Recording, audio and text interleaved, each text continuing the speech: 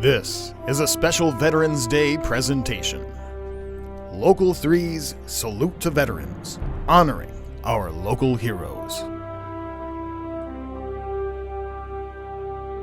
Good evening and welcome to our special presentation, A Salute to Veterans. I'm Rebecca Bartlemay. Tonight we'll share the stories of men and women in the UP who have gone above and beyond to serve our country. We'll also look at ways they're being honored. On this Veterans Day, we'll begin in Marquette County, where one group's mission is fulfilling our promises to the men and women who served.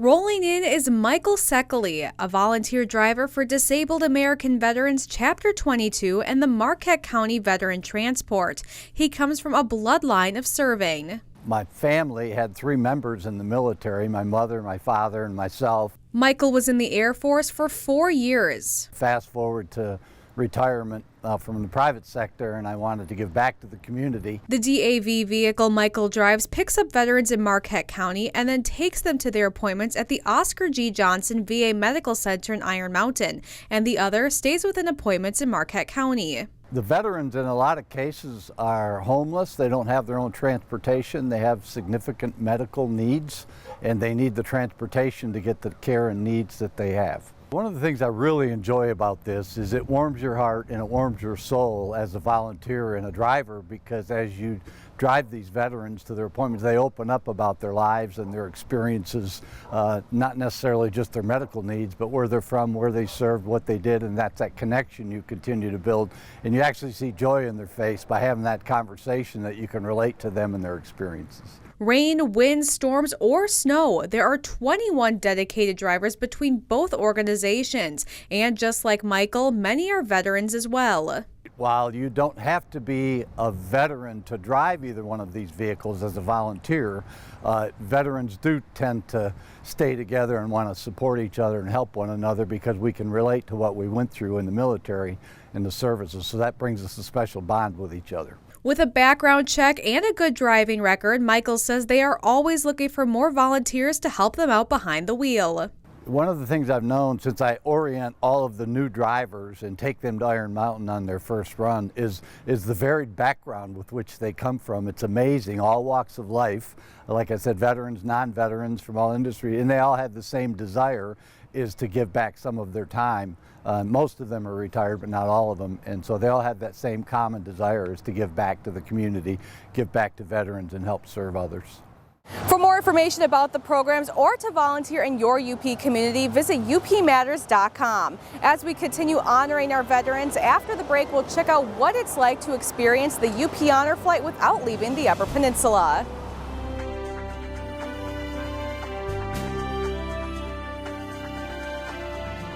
A project over 2 years in the making is highlighting the UP Honor Flight program in Delta County. Local 3's Tor Thorne gives us an inside look. Walking up to those panels where he knows people that have passed away, that may have been his comrades. That's important to people.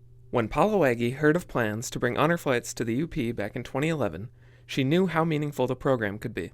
Well, first of all, I wanted to get involved with Honor Flight because my dad, who was a World War II veteran and just recently passed away, had been on an honor flight in his area, which is in Wausau, Wisconsin.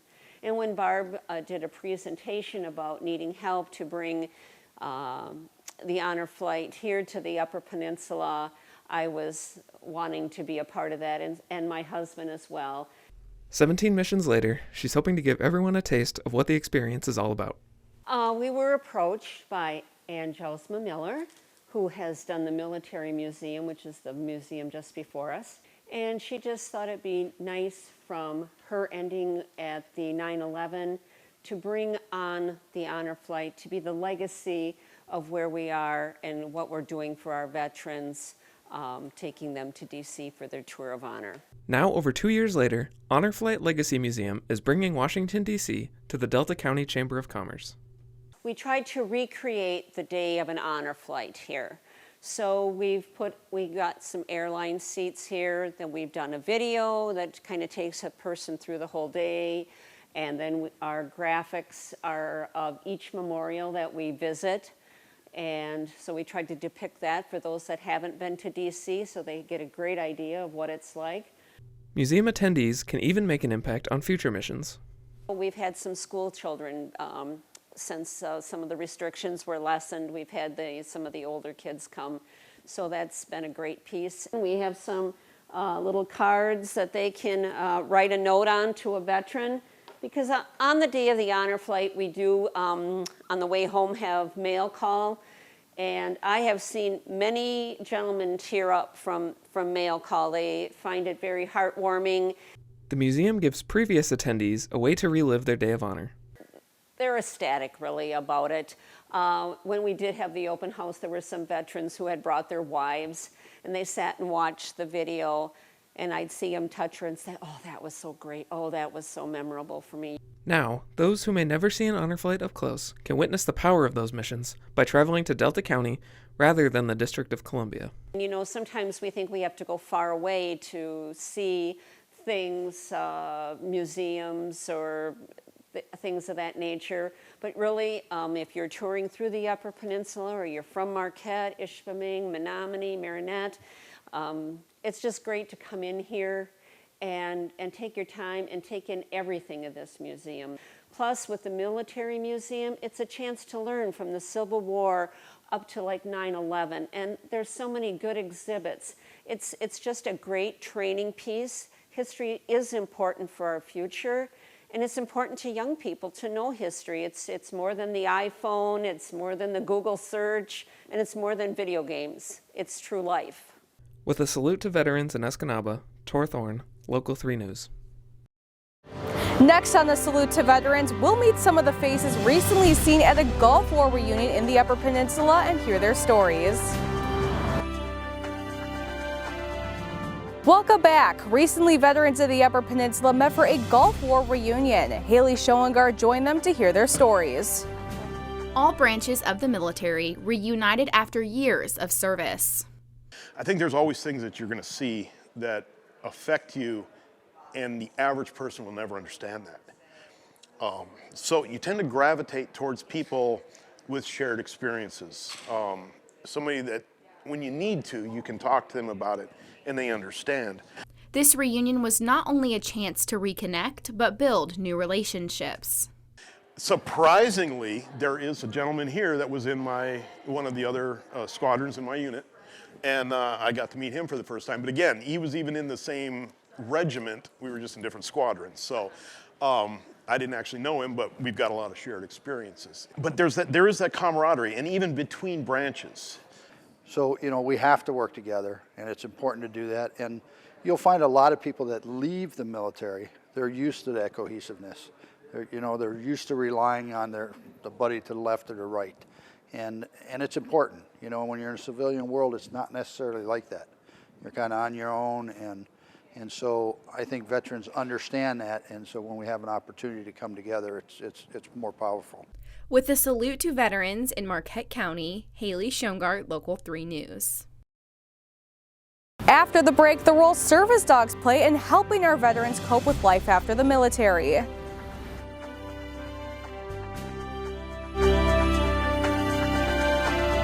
We know animals play roles in helping people with coping with things like stress, anxiety, and depression. Local 3's Brianna McLean tells us how service dogs can help our veterans.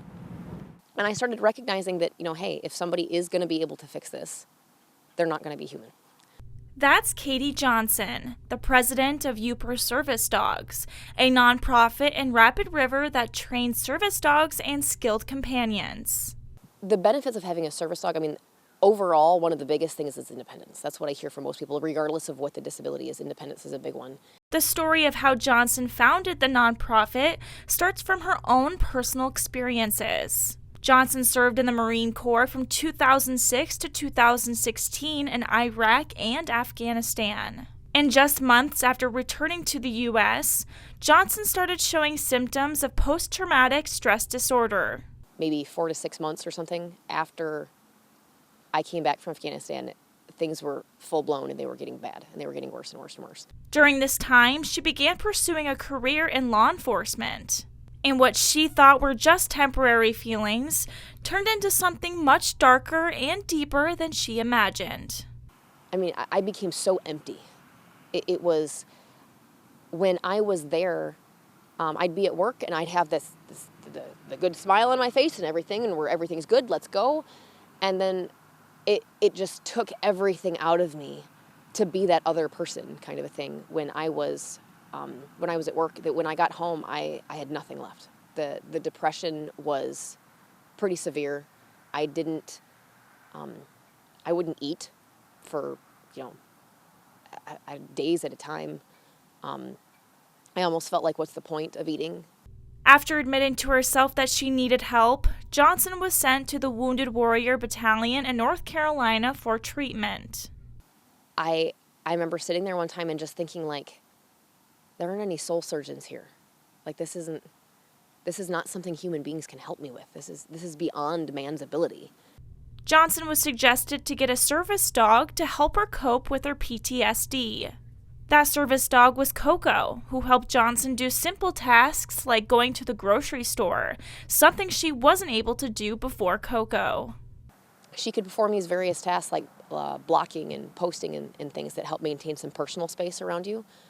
So those various things were slowly it's almost like that hypervigilance. She was able to take some of it for me. It's like I have somebody watching my back for me so I can focus on my grocery list a little bit.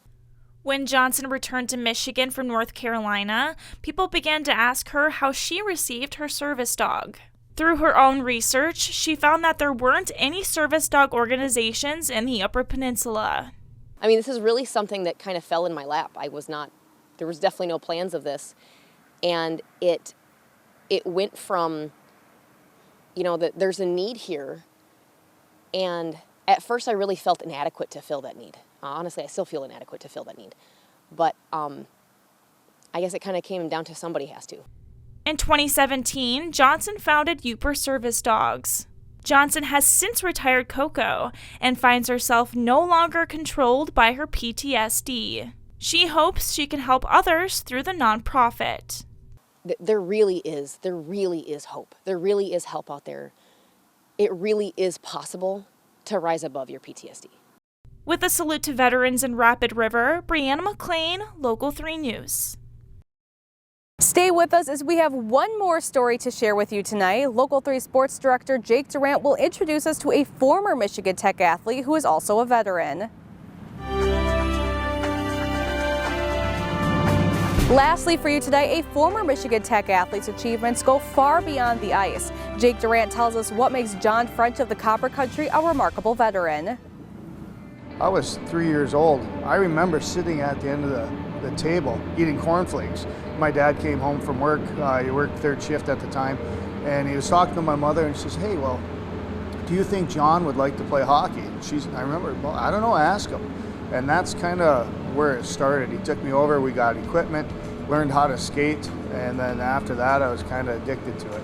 John French learned to set goals from an early age. Kind of had a bucket list that when I was 16, 17, hey, what do I want out of life? And when you're that age, a lot of it is more, hey, I want this kind of a truck, or I want a house here, or a bass boat, or whatever. And I had made my list, and a lot of the things, I was very, very fortunate to accomplish. Hockey took French to Michigan Tech. I think the biggest thing that sticks with me is the guys I played with. My freshman class coming in, the seniors and how they treated us, and the camaraderie and the antics amongst the players on the team. I mean, there are some great times, and when I look back at my short career, that's what I think about most is the guys that you played with. As time went on, he continued to cross off adventures. The last thing on my bucket list is there was 3 of us up caribou hunting in Alaska. And there's a self-guided, so they drop you off 125 miles from any nearest paved road or town. 3 of us with 72 pounds of gear, including our rifle apiece. And they drop you off one by one. And I realized when I was the last one there, it's like, well, man, this is the last thing on my bucket list. So naturally, what do? You make another list. With a new list and his wife's support, French felt called to serve his country. There was other factors. 9/11. Everybody remembers where they were at 9/11. Some of the guys I played hockey with, and locally with the Pioneers, they were in the military and they were deployed to Iraq.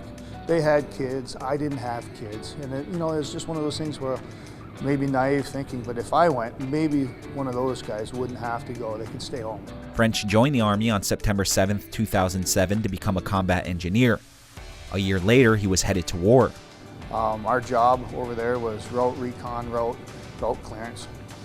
So any kind of IED, we were kind of like the dog on the leash out in front of anybody else going down a certain route. We were trying to engage the enemy rather than have like the convoy behind us engage. No matter his role, French found ties to the game he loves. Everyone's got a role, and everybody strives to be the best they can in that role, just in support of all the other players on the ice and on the bench as well. When you look at a military setting like that, it's the same way. The only thing different is you're wearing a different uniform. Then came July 19th, 2009. On July 19th, I was struck in the chest with a rocket-propelled grenade.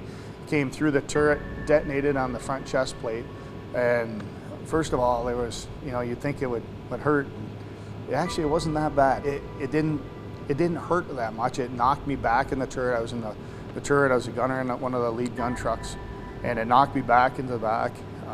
It felt like a halfway decent hockey hit. If you got caught with your head down, and you're paying for it, but it's like, man, I'm good. I can still breathe. I lost my eyesight for 14 days. Had numerous internal injuries, but I was still awake. I was still functional. Thank God for the guys in my truck.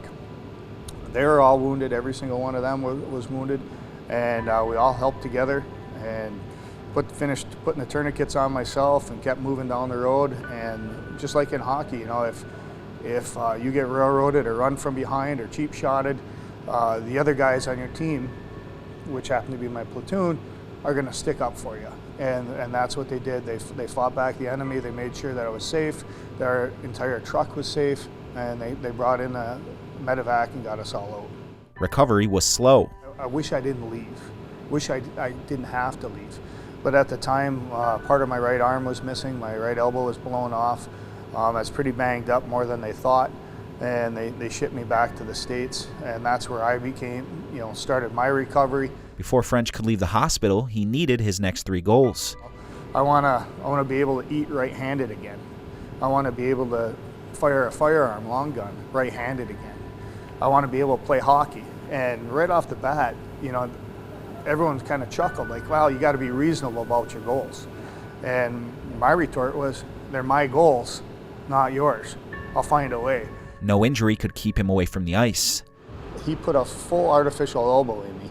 And I was like, well, what are my limitations? And he's like, oh, you can only lift 15 pounds. And he says, you got to be careful because there's only so many of these we can do.